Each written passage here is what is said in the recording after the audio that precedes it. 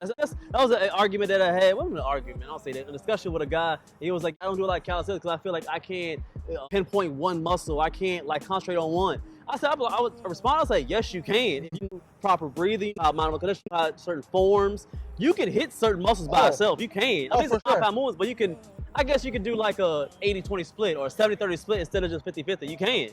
Oh, yeah. It's a bit harder. It's harder. I would say it's a bit harder. Like with weights, it's easy. Like I can do a curl. That's arms. You already know. It's I just can arms. focus on my bicep. But with calisthenics, you're like, okay, what can I do to hit my bicep specifically? And like, it's extremely hard. It's extremely hard. But you can do like a inverted. What's the thing that you just did? The headbanger jumps. Headbangers.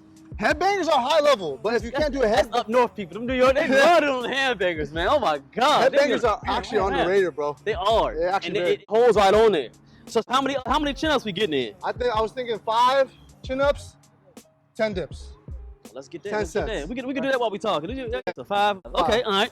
So what got you into calisthenics? Because I don't want to tell your business, but I did. I always do research on the people that I interview, and I saw you had some weight on you. You used to lift. It wasn't like heavy, like just because you was heavy for no reason. I think you was heavy because you was pushing some serious weight.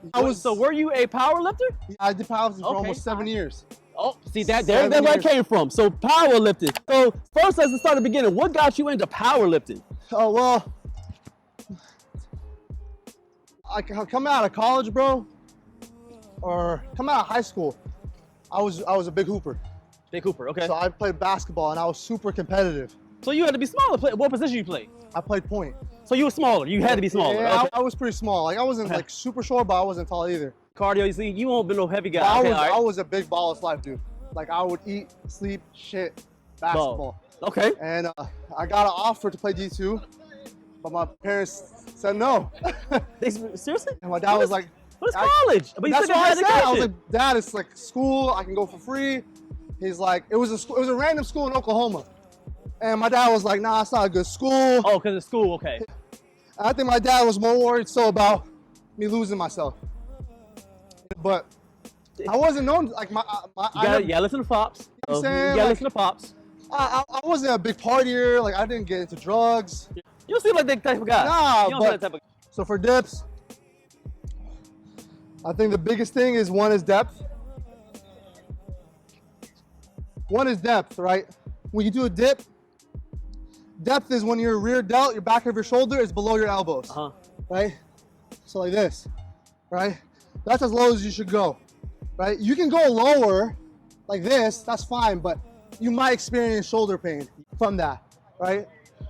That's why I recommend, again, keeping your legs straight, right? Not like this, not like this, not like this.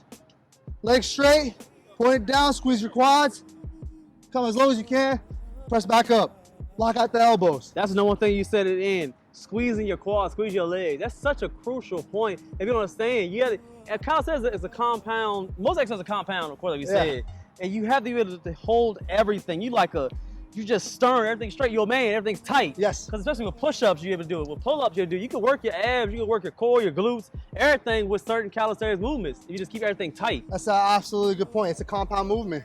Say, wait, when you was on powerlifting, when you had to do I know you're doing deadlifts. Yes. You got everything's tight. I'm sure you got your hamstrings tight. Everything's ready so you can be able to squeeze and boom. That's it. It's no difference. You don't lose it with calisthenics. It's one big chain. Your body is one big chain. Even from your grip, like even from pull-ups or chin-ups. It all starts with your grip. That's the first contact point. Yeah. You know what I'm saying, if your grip is weak, you can't pull that much. At all. If you're like this, right, grabbing that jaw, right, you can get more force. Yeah. Even when you bench pressing, you don't grip the bar like this. You want to grip it like you're about to choke somebody. Break somebody. You know what I'm saying, about to break the bar, right? So you're be strong with it. You exploding. can't be soft with it. Like can't be soft. Have purpose when you train. Exactly. Don't be so lackadaisical with training. At all, especially calisthenics. Bro, anything. You apply pressure every single time. Exactly. What do you think about the competitive side with it, man? Dude, I've seen a lot of competitions now. How you feel about the competition game? In calisthenics, I think it's good. I think it's good. What I'd like to see more out of it is it being a cleaner, professional way.